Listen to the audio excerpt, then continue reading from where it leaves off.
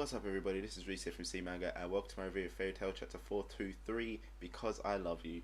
So that battle there, that was over so quickly. So the only real highlight of it obviously was the fact that we got to see just how much more powerful Natsu has become. And you know what? I don't think he has to worry about anything that's going to be thrown at him anytime soon. He looks like he can just handle it like it's nothing, you know? So like the Tara's arc, oh my god, that would have gone so smoothly if Natsu had this power boost that he has right now.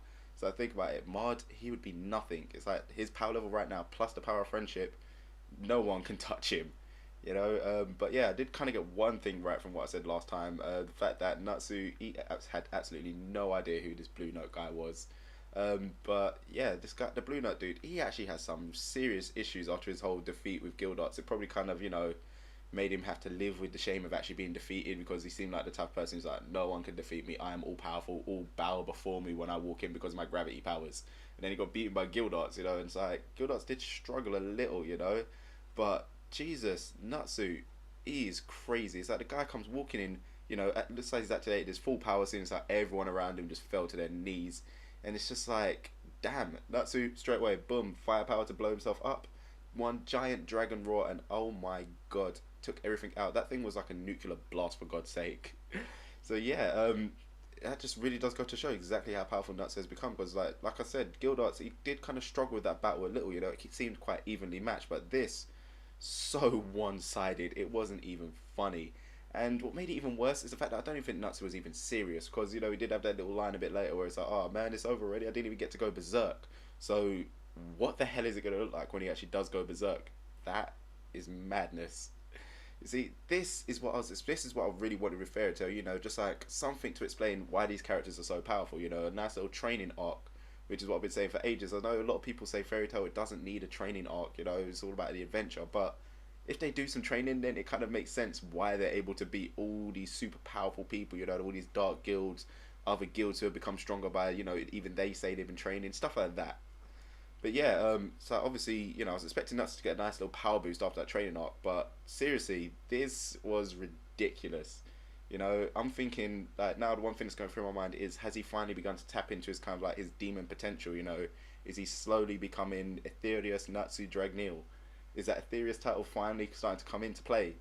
Because, like, you know, at the moment, it does look like he can literally just take on anybody. It's like, you know, if it was to spar with Gildarts, it would probably literally come to about, I don't know, maybe a draw, because I don't know exactly how serious Gildarts has ever been when training with Natsu. They've never really like fully shown the battle. They showed Natsu just like, yeah, I'm gonna take you out this time, and then next thing you see, he's on the floor. So, you know, how would that battle there play out?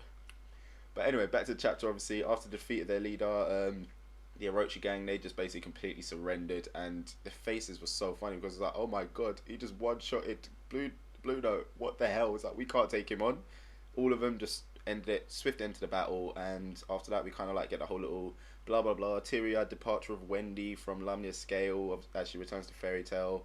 You know, it's just kind of like, cool, let's move on with this. You know, there's a lot of pages, but still, obviously there's a nice little heartfelt kind of wrap up for all them, but it's not like they're never going to see each other again, you know.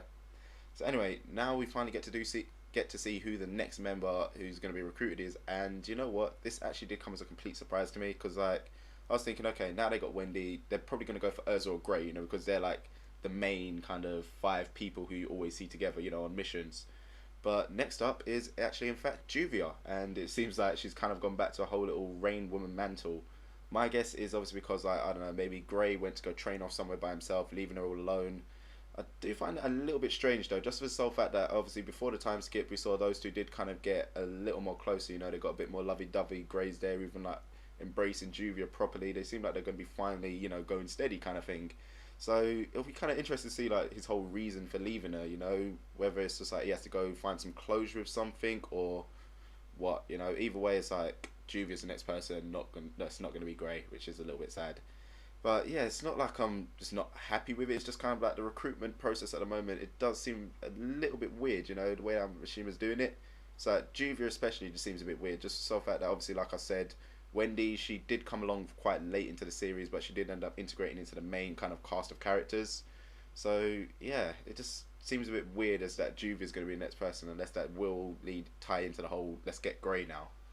But yeah, I would have thought it'd be kind of cool just for like all the Dragon Slayers to get back together first, and then I don't know, some kind of crazy appearance of Ankylosing comes along, or they end up meeting up with one of the dragons from the end. One of the dragons stuff, someone like, I don't know, Grandine, Vasilogia, one of them lot in it, so they can kind of like talk it over, find out what's going on with the world. But either way, it's good to, you know, I feel like I can actually be excited for the next few chapters. You know, hopefully it won't be kind of like a nice little short battle this time. We actually get to see a bit more of like maybe what Lucy can do. That'll be nice to see next.